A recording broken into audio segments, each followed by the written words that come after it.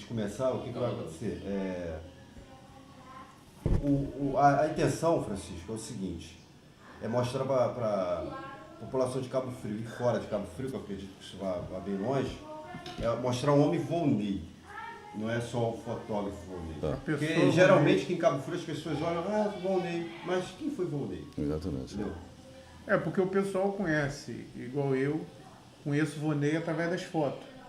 Agora que eu estou tendo o prazer de conhecer o filho dele e saber o Volney da época, o Volney que teve um nome, porque é um nome um nome de peso, entendeu? Foi um nome de peso, porque a gente olha aí os relatos, você vê foto dele, né? Câmara Municipal, em certos locais da cidade, restaurante, foi um homem no Caritas, entendeu? E o que acontece? A gente vê o peso do nome Volney. E aí surgiu esse interesse da gente poder ver com a pessoa que, nada mais que menos, pode estar falando, dando relato pra gente como a pessoa que foi da família. Conviveu ali, né? Conviveu, entendeu? Viu tudo. Viu? Volney, pai. Um homem preocupadíssimo com a nossa saúde, né, mental, física, intelectual, um homem cuidadoso, vivia para a nossa satisfação muito pessoal. Ele era um educador austero, severo, mas ele sempre dizia o seguinte, que era muito melhor nós aprendermos com ele do que com a severidade da vida. Esse era o meu pai, um homem brincalhão, um homem despojado, quando queria, quando podia, ele estava sempre conosco, ia muito à praia, pescava, gostava sempre que nós estivéssemos junto a ele. Ele tinha uma necessidade de ter a família junto a ele. E são quantos irmãos? Somos 4 irmãos, filhos dele, e 3 irmãos de criação e irmãos entre si. Então, portanto, nós somos 7 irmãos. Todos vivos? Todos vivos. Todos vivos. Você sente um orgulho? Você consegue perceber que os outros irmãos, seus irmãos, sentem o mesmo orgulho do seu pai, assim como você demonstra esse orgulho? Sim, porque o papai conseguiu um feito muito interessante. O papai conseguiu conquistar, não só ele abraçou os filhos como uma doação. Meu pai conseguiu transferir para os filhos adotivos o mesmo amor que ele nos brindou, né? E nós também recebemos os 3 irmãos de criação como se fossem realmente irmãos nossos. Eram tratados da mesma forma e talvez até de uma forma até um pouco especial, porque a origem dos irmãos de criação foi uma origem muito sofrida, né? Eles viviam de uma forma muito precária, em meio a algumas situações de extrema pobreza, né? E nós, quando os resgatamos dessa família, lá de São Pedro da Aldeia, nós fizemos primeiro com uma grande convicção. Primeiro, inicialmente, no sentido de salvá-los, uma situação extremamente negativa que eles viviam. E também, quando eles se incorporaram à nossa família, nós distribuímos entre eles todo o nosso amor, todo o nosso carinho, né? E eles hoje são pessoas adultas, idôneas, honestas, trabalhadoras, e isso aí é o que nos dá a sensação de dever cumprido, né? Quando eles morreram, meus pais, ficou sob nossa responsabilidade a criação dos 3. E isso aconteceu de uma forma maravilhosa, tranquila, naturalmente, entendeu? Né? Naturalmente. E o seu pai como marido? Meu pai, como marido, eu diria o seguinte: a minha mãe, Maria Sobrosa, ela sempre foi a musa inspiradora do meu pai. Ele era um apaixonado. Ele era apaixonado, ambos, entendeu? Inclusive dentro de casa, viviam entre abraços e beijos, era uma relação explícita de carinho, sempre, sempre. Meu pai era um cara brincalhão, meu pai era amantíssimo, né? Trazia minha mãe como uma pessoa super especial, de uma forma geral. A gente traz a esposa, né, a nossa mulher, a pessoa que está em casa, cuidando da família, de uma forma muito especial. E nós víamos aquilo ali, esse carinho, essa dedicação do meu pai, como uma coisa extremamente positiva. Extremamente positiva, né? E serviu de modelo para que nós também fizéssemos a mesma coisa, né? Então, na minha família, por exemplo, eu sou casado 2 vezes, mas nas 2 fases da minha vida foram fases tranquilas, foram fases de grande dedicação, de grande amor pela minha família, pelas minhas filhas, entendeu? E felizmente a coisa deu certo. E meu pai em casa era assim, né? Trazia minha mãe como se fosse a coisa mais importante da vida, né? E isso foi um modelo para nós. Isso foi excelente. Foi mais uma razão que meu pai, mais uma lição que meu pai nos deixou. O seu pai era ele e mais quem que fazia fotografia em Cabo Frio na época dele? Na época nós tivemos apenas 2 pessoas. Era meu pai e um outro fotógrafo, que é um grande amigo nosso, era um grande amigo do meu pai, chamado Vade, né? Ele tinha uma fotografia, tinha uma empresa, né? Foto Vade, e ambos trabalhavam, né? Na época trabalhavam muito mais para a prefeitura, né? Eles viviam basicamente de fotos 3x4. Tinha aquelas épocas de eleição e toda vez que havia uma eleição eles ganhavam muito dinheiro, porque a prefeitura que convocava eles, né? Então eles trabalhavam basicamente nisso. E alguns serviços especiais, como batizados, casamentos, algum evento público, sempre que a prefeitura convocava eles estavam ali. O Vale foi um grande fotógrafo, ainda ele é vivo ainda. Vivo ainda? É, vivo ainda. Não sei se continua trabalhando, mas sempre trabalhou com muita dignidade e com muito profissionalismo. Igualzinho ao meu pai. Você falou em prefeitura. Seu pai tinha alguma ligação política? Não, meu pai foi um grande político, mas não político partidário. Como político partidário, meu pai não tinha vocação. Ainda bem que não tinha vocação, porque meu pai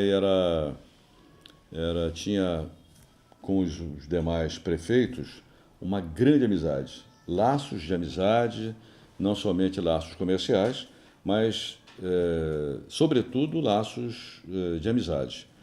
Meu pai se relacionava muito bem com todos eles, tá? E agora, como político partidário, de ligação, de idealismo, isso meu pai não sabia pensar de uma forma e agir de outra. Como de uma forma geral, a maioria dos políticos hoje, isso acontece com a maioria dos políticos hoje, e meu pai não tinha essa cabeça. Não tinha essa cabeça. Meu pai não aceitava conchavos, não entrava em conchavos, que é uma coisa natural hoje nos políticos, né? Já faz parte Esses do acordos, processo, né? faz esses acordos todos de política, tá? Meu pai não aceitava isso, então... Agora, recebia na nossa casa grandes autoridades, né? Da vida pública, da vida política de Cabo Frio, né?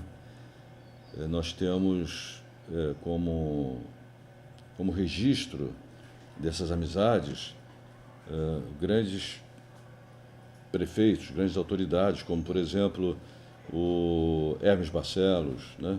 Nicanor Pereira Couto, Otime Cardoso, Antônio Castro, se tornaram grandes amigos dele. Teve uma figura muito importante já no cenário do Estado, que era a amizade que ele tinha com o governador Miguel Couto. O governador Miguel Couto extrapolou de todas as formas possíveis esse termo amigo. Ele era muito mais que amigo. Ele era um homem que privava da intimidade do meu pai. E meu pai da dele. Né? Ele, como governador, ele vinha para cá destituído desse título de governador. Ele vinha como o amigo, ele como o ouvinte. Ele se aconselhava com meu pai. Aliás, como todos os outros prefeitos também. A gente sempre brinca de fatos, né? Sobre fatos que aconteciam e que aconteceram na nossa vida cotidiana. Os homens públicos na época, se queriam descobri-los, né? Não os procurassem na prefeitura, mas na casa do meu pai. 3 horas da tarde, 4 horas da tarde, era a hora que eles eram encontrados na minha casa lanchando, né? O Miguel Couto, por exemplo, almoçava. Ele se convocava para almoçar na minha casa, né? Então são fatos da época que nós só começamos a divulgá-los agora muito recentemente, porque meu pai não gostava nem que as pessoas soubessem dessa relação, né? Que era uma relação que extrapolava qualquer interesse comercial. Era algo íntimo, era algo da relação pessoal dele e da minha mãe, né? Então são fatos que normalmente a gente conversa sobre isso, mas de uma forma até jocosa, de uma forma amiga, né?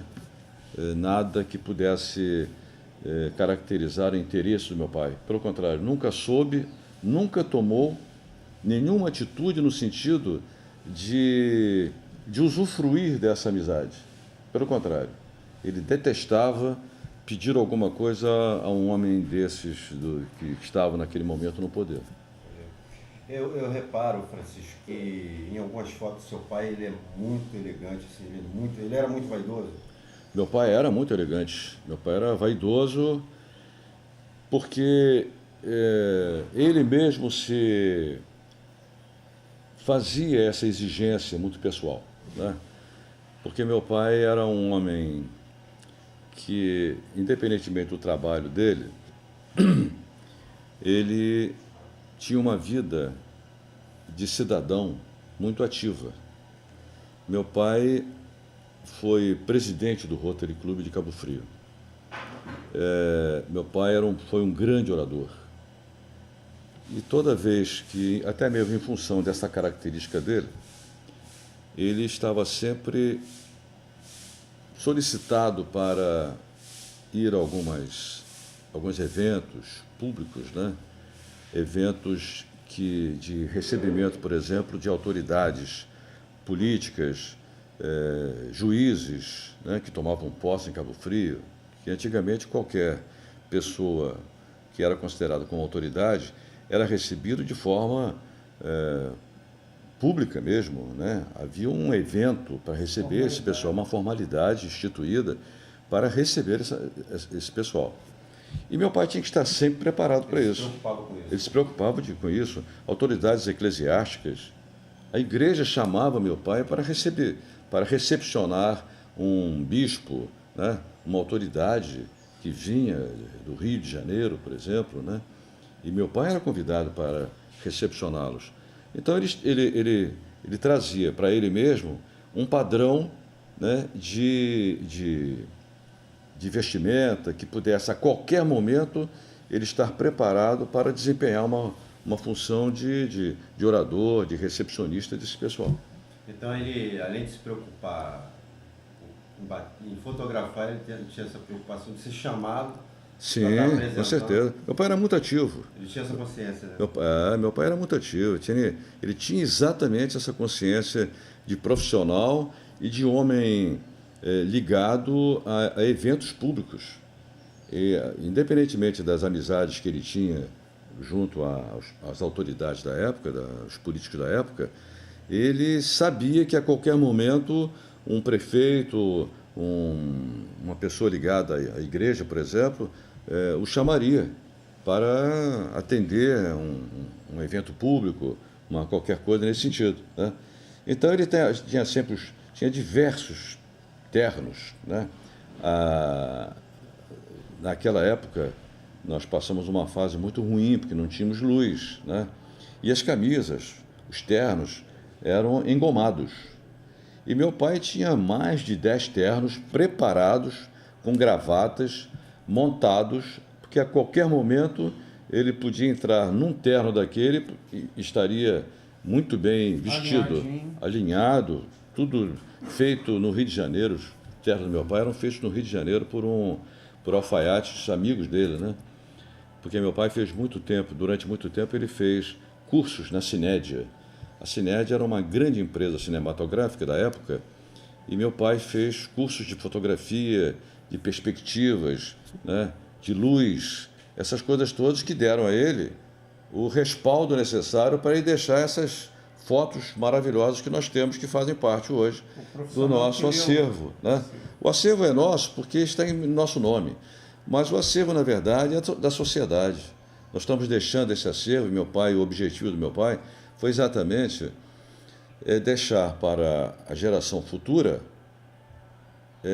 um trabalho, um material que pudesse servir de pesquisas, servir de trabalhos comparativos entre o ontem e o hoje. O hoje está aqui, né? Hoje, com a tecnologia que nós temos, até um celular você fotografa. Você está fotografando em qualquer lugar que você vá, na praia, na rua, dentro do seu carro, dentro da sua casa, você está fotografando e o resultado não é tão ruim. Há resultados maravilhosos, né? Só que a cidade, a região, o progresso, o desenvolvimento, a evolução da cidade, a outra cidade, aquela que ficou lá na história, só tem um lugar.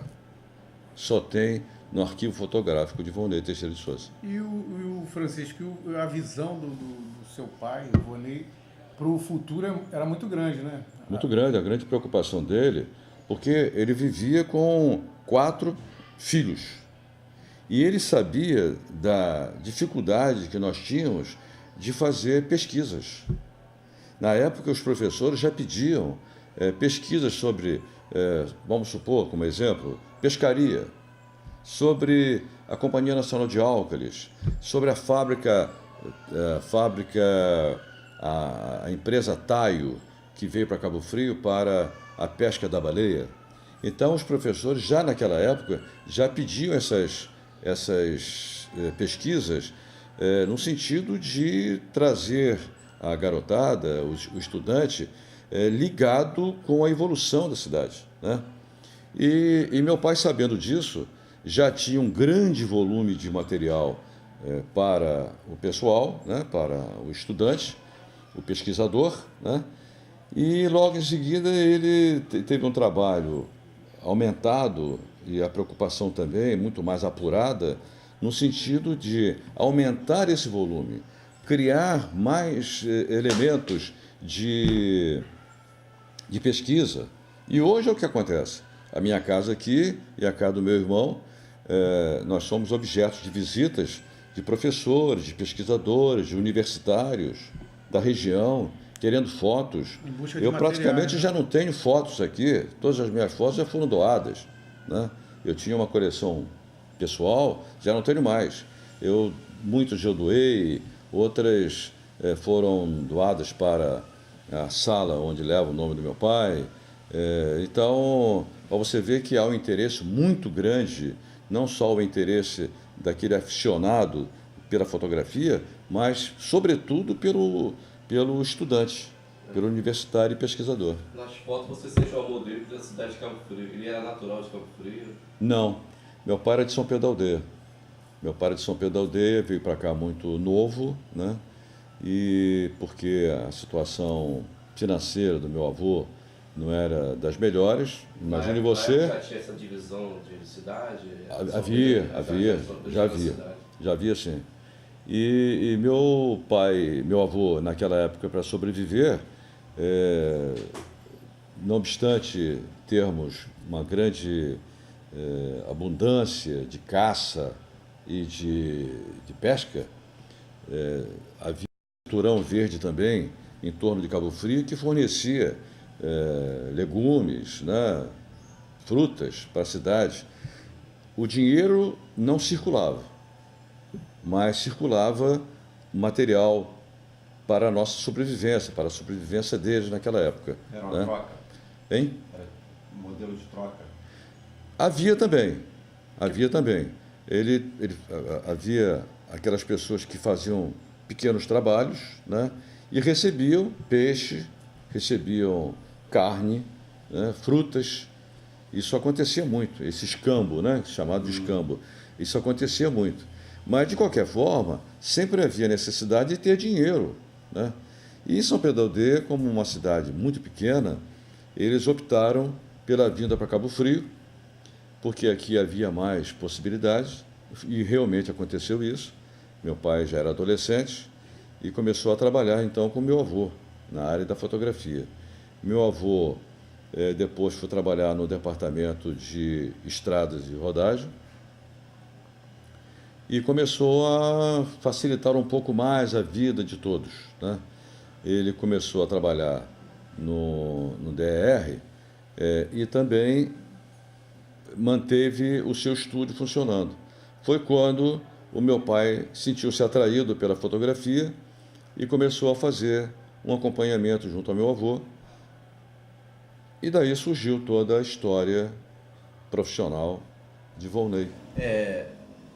Hoje a gente encontra máquina aí de 200 gramas, de 300 gramas, são máquinas pequenas, dado até pela modernidade. As máquinas que seu pai usava, qual era o peso mais ou menos aproximado? Olha, eu não posso precisar, mas com certeza eram máquinas pesadíssimas. Eu me lembro de algumas máquinas, não me lembro o nome delas, mas temos uma que dava um resultado excelente, que era uma Rolleiflex, né? Era uma máquina muito conhecida na época, foi objeto até de músicas, né? De Antônio Carlos Jobim e tal. Era uma máquina muito comum.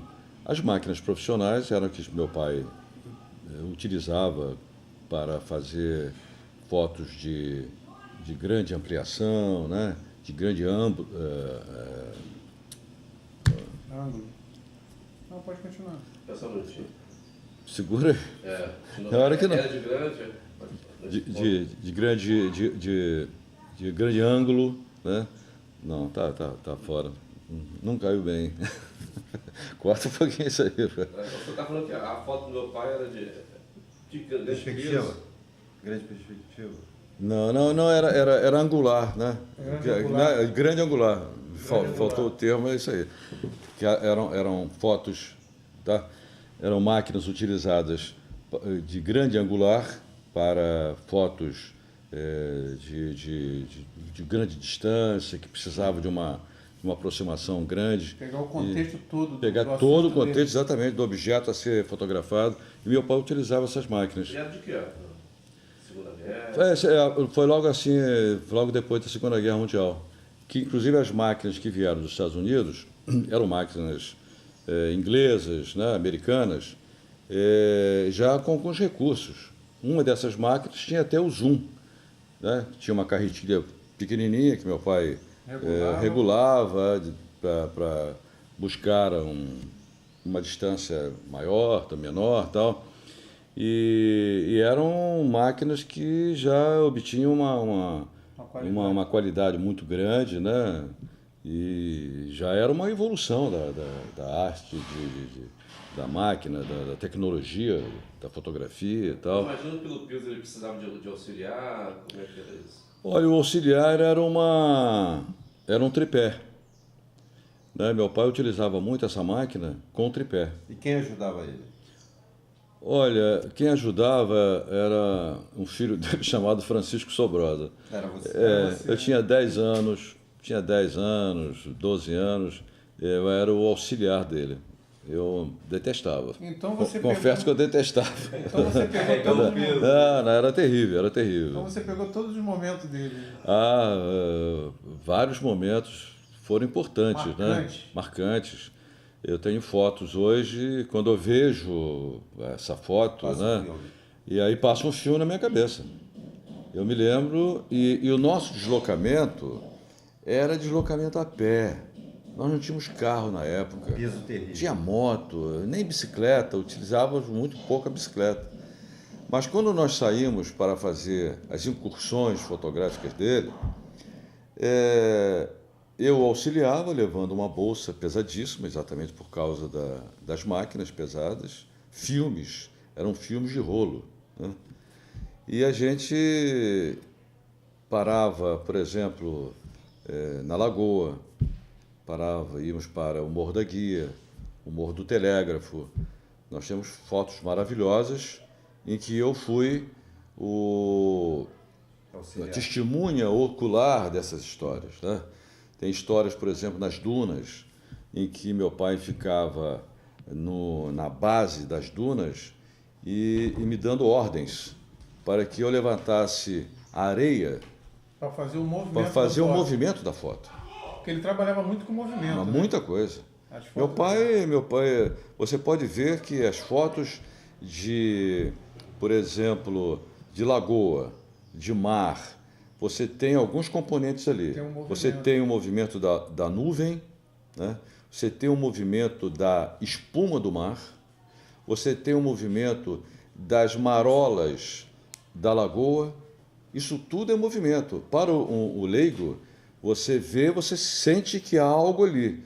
Para o profissional, você olha e percebe que meu pai teve a intenção de captar esses detalhes que foram importantes, que eram importantes para a foto naquele momento. E ele para a época, ele tinha uma visão de um contexto em geral, não só da foto, mas era uma história que ele queria falar através Sim, com do seu certeza. registro. Né? Meu pai era dotado de técnica e sensibilidade. Sensibilidade. A técnica, ele já até acho que era um dom natural dele, e ele, evidentemente, que lá no Rio de Janeiro, nos cursos que ele fez, ele aprimorou a técnica. A sensibilidade não, a sensibilidade é um dom. Você já nasce com ele, não tem jeito. Você pode aprimorar, você pode melhorar, você jamais perderá isso aí, né? E não há, da minha família, por exemplo, apenas um herdeiro herdou esse dom. Eu, por exemplo, não sei fotografar absolutamente nada. Hoje eu fotografo minhas filhas, mas não tenho, digamos, a técnica que ele tinha. com certeza não, né? Hoje meu irmão vai fotografar algo, ele também tem a mesma sensibilidade. Aprendeu com meu pai e desenvolveu, né? Acrescentou algo dele muito pessoal, né? Que é a própria emoção, a sensibilidade. Isso é da pessoa, não tem como nem você herdar isso. Você desenvolve isso, né? Melhora isso, né? Então, acontece isso. Na minha família, apenas meu irmão deu para fotógrafo, mas eu, por exemplo, jamais teria condições de alcançar essa plenitude que meu irmão alcançou, que meu pai alcançou. E isso da família do meu pai. Agora, a família Teixeira e Souza, nós temos um grande fotógrafo também, que é o Sotero Teixeira, que é fotógrafo no Arraial do Cabo, também desenvolveu uma técnica e uma sensibilidade muito grande. Tanto é que durante anos e anos ele trabalhou como fotógrafo e continua fotografando também, tá? É um grande fotógrafo. E o seu pai, para a época, ele tinha assim, um interesse maior, porque a fotografia atuais ela é dividida em várias etapas, né? Que tem o fotojornalismo, tem a foto de eventos, várias modalidades de foto. Ele tinha direcionado a alguma dessas, porque a visão dele era um corpo, um contexto que não tinha distinção de jornalismo. Sim, Ele tinha uma visão... entendi o que você quis falar.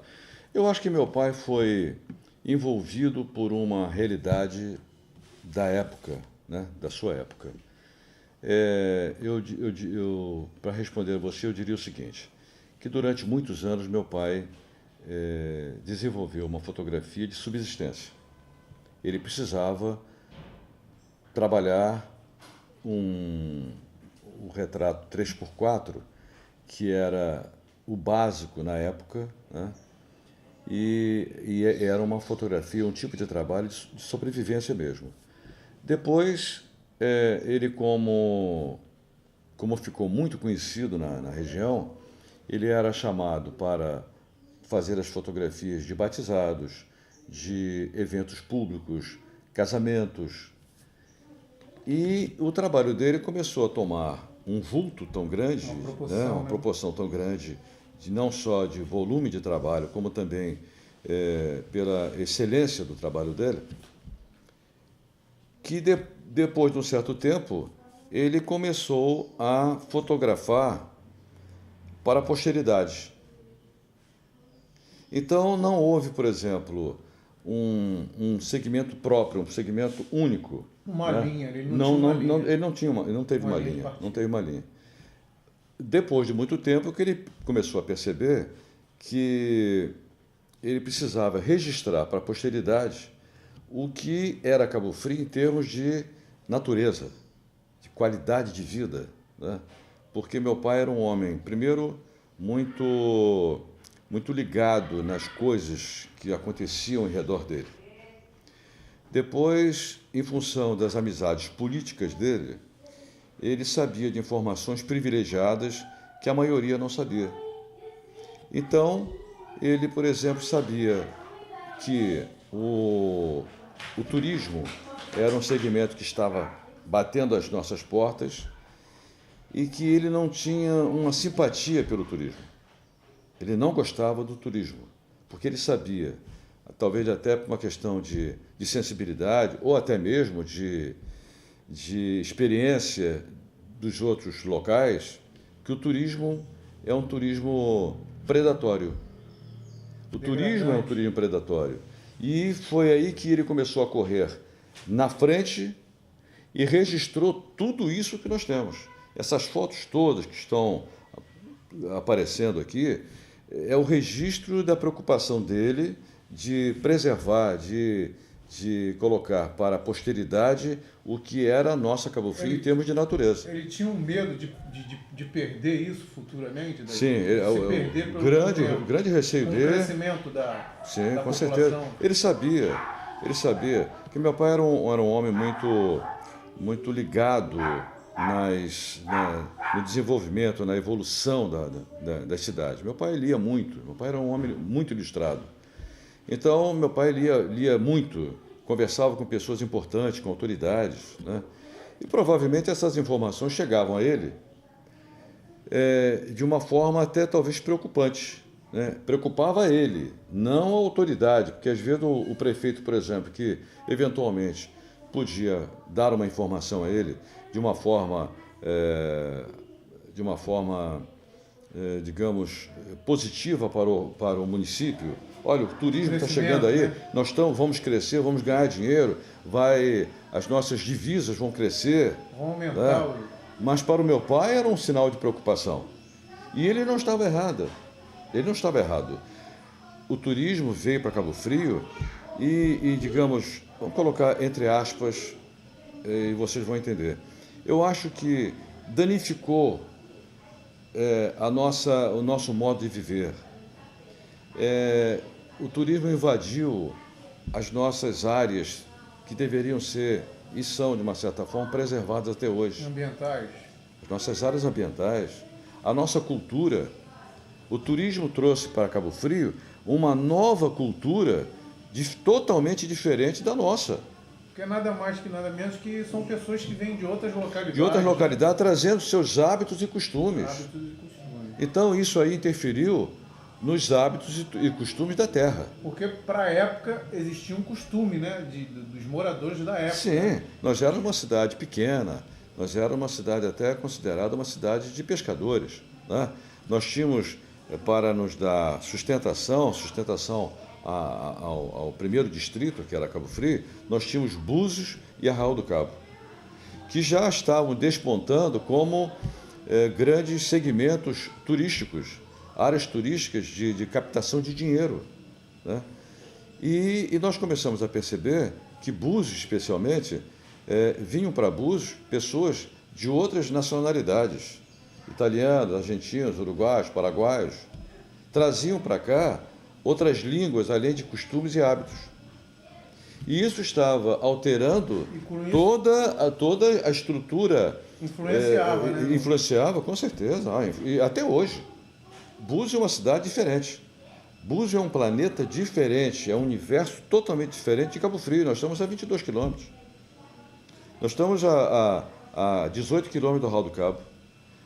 Arraial do Cabo e Cabo Frio vive praticamente numa mesma sintonia, mas Búzios é diferente. Búzios não faz turismo nacional. O turismo de Búzios, basicamente, é um turismo internacional. É diferente. Né? E reconhecido. O Búzios, hoje, se não fosse independente, né, ele viveria do turismo internacional. Búzios, você vai num sábado à noite em Búzios e você ouve um linguajar diferente. Você se sente um estranho dentro de Búzios. E Búzios foi nosso, né? Foi um distrito a Cabo Frio. Pertenceu ao Cabo Frio. Mas você percebe que é um apêndice, já era um apêndice de Cabo Frio. Aí do seu pai, para a época, ele já via isso tudo através do seu registro, né? Aquilo era uma invasão, para o meu pai era uma invasão. E era uma invasão negativa. E não deixou de ser, né? E não deixou de ser.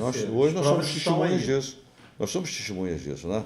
O que nós estamos vendo? Se preservou muito pouco da passagem de monumentos, de casas antigas, das dunas, quase um pouquinho, quase não resta nada. O crescimento econômico falou mais alto. Falou mais alto. Não, veja só. Essa visão, né, a nossa região é uma região histórica, né? Nós fazemos parte da história do descobrimento do Brasil. E o que nós vemos hoje?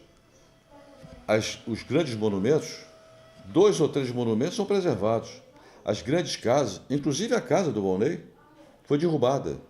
Aquela casa tem registros arquitetônicos importantes. História aí. Tem uma história muito grande. Tem história, lógico que tem história. A casa do meu pai, ela representava uma época de 1800, de 1700, por aí. As casas eram feitas daquela forma. Na casa do meu pai não tinha 1 grama de cimento. Foi a primeira Até casa. porque não tinha cimento na época. O que se fazia? Como é que se faziam as casas antigamente? Eram pedras, conchas e óleo de baleia para dar consistência, para dar a liga. Era assim que se faziam as casas antigamente em Cabo Frio. E a casa do meu pai era exatamente um exemplo de casa de em torno de final de 1700, início de 1800. Era uma casa de 200 anos. Nós calculamos, não existe registro, mas nós calculamos em torno de 200 anos, 250 anos. A arquitetura dá para... Então, aquela representava, era os traços, as eiras e beiras, né, que chamavam antigamente, né, eram características de uma época, da época imperial, da época da escravidão.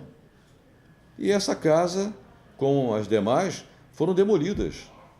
Foram demolidas, de uma certa forma, com beneplácito das autoridades. Um exemplo que vem agora, nesse momento, é a casa do Araci Machado, que foi demolida num sábado à tarde. Já no domingo, já não existia mais essa casa, que também era uma casa com diversos detalhes arquitetônicos de uma época. E, pasmem, essa casa foi demolida e os seus entulhos foram recolhidos por uma máquina do INEA, do governo estadual. essa aí é a grande cumplicidade negativa e da grande agressão que todas essas casas sofreram, né? A história arquitetônica de Cabo Frio, que era uma história forte, muito bem caracterizada por diversas casas, nós perdemos. Nós deixamos de ser uma cidade imperial, digamos assim, né, com esses traços arquitetônicos importantíssimos para a nossa história, para sermos uma cidade moderna, sem história. E esse era E o não medo. tão moderna, né? A verdade E não é tão essa. moderna, Não tão porque moderna. houve uma descaracterização tão forte.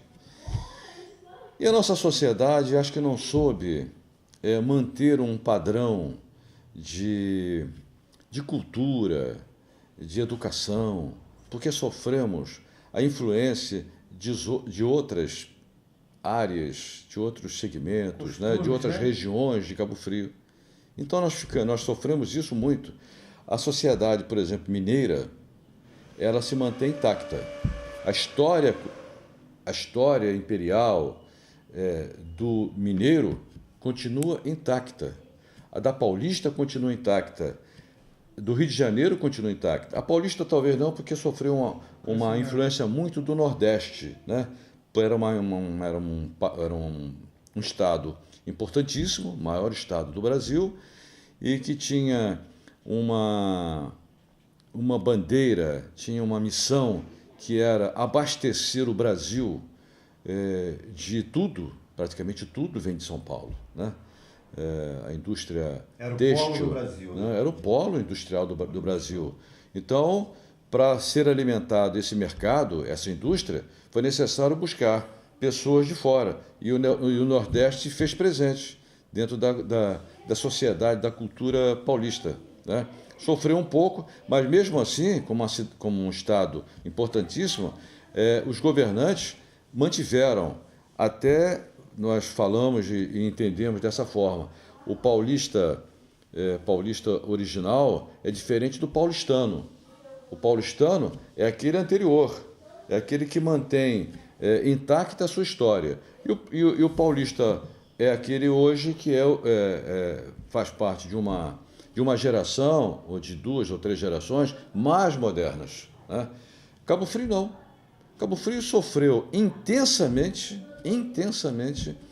a influência de outros estados. Por isso nós temos essa miscigenação cultural, né? Mas não temos uma coisa natural que é a nossa. Hoje somos resultado dessa mistura toda aí. Muita gente veio para Cabo Frio, no imobiliário, no crescimento de Cabo Frio, e não voltou mais para as suas terras de origem. Até situações em que a gente, né, pelo decorrer do tempo, nós fomos testemunhas disso, tal. Pessoas que vieram, profissionais que vieram trabalhar no crescimento imobiliário, né, na construção de uma nova Cabo Frio, esse pessoal não voltou mais, porque Cabo Frio passou a ser a terra da promissão, o Eldorados. E se nós pensarmos isso dessa forma, nós vamos chegar a essa conclusão de que realmente isso aconteceu. As pessoas vinham para Cabo Frio e não voltavam mais. Houve um crescimento também que devemos chamar a atenção para a implantação da Companhia Nacional de Álcalis. Nós saímos de uma cidade de interior, passamos a usufruir e a gozar das vantagens da implantação dessa companhia, né? Que tivemos já durante até a Revolução. Nós tínhamos cerca de 4 a 5 mil funcionários, e não só apenas os funcionários, nós temos que entender a família. Então, por baixo, nós podemos ter 10, 15 mil pessoas que dependiam da Companhia Nacional de Álcalis. Então, a região toda sofreu uma influência muito grande de pessoas que vieram do Nordeste, né? Cabo Frio, para crescer, alguns bairros foram doados, foram loteados, doados para as pessoas, especialmente as pessoas que trabalhavam na Álcalis, para que aqui se estabelecessem, com suas famílias, De forma desordenada, né? completamente desordenada. Completamente. Francisco, O bairro São Cristóvão, por exemplo, é um bom exemplo disso, né? Que foi loteado, doado, né? E, de repente, começou o desenvolvimento de Cabo Frio, na verdade, começou em São Cristóvão, né? Tirando o centro da cidade, que é um polo que irradia todo o progresso de qualquer cidade, mas São Cristóvão foi um bairro que recebeu muito investimento, né? Foi bafejado pela sorte. Hoje, São Cristóvão é um bairro que tem vida própria, tem luz própria, né? Mas tudo isso em função da Companhia Nacional de Álcools, das outras empresas Perinas, Ponta do Costa, que também, por sua vez, absorveram parte da mão de obra que veio de fora, né? E aí veio a explosão imobiliária a partir dos anos 80. Pronto.